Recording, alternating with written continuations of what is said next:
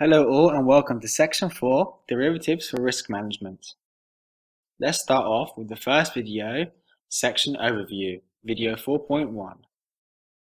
In this section, we will look at a number of things. Let's go through all the 5 videos.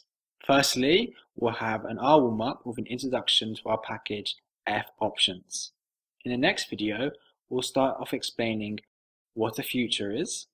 In the third one, we'll go over to more complex derivatives such as European and American options.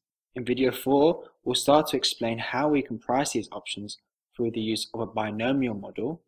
And in video 5, we'll also look at pricing these using the famous Black-Scholes model.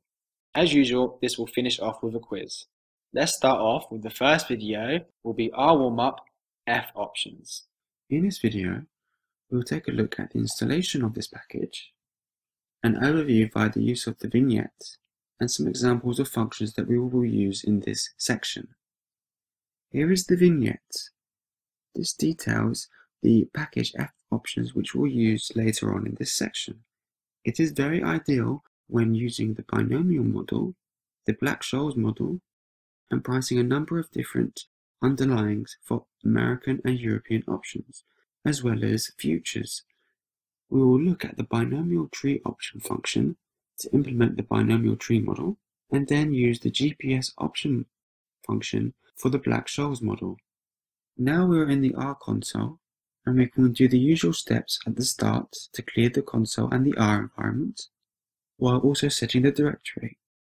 The next step is to download and install the fOptions package, if you haven't already. It should now appear ticked in the packages directory. We can use the getHelp function to again see the vignette and other details surrounding the package. Here we can see its use around valuing a plain vanilla option. There are multiple variations of the Black-Scholes model, which can be used either to price the European options or European options, a future as an underlying. Next, we have the binomial tree option model.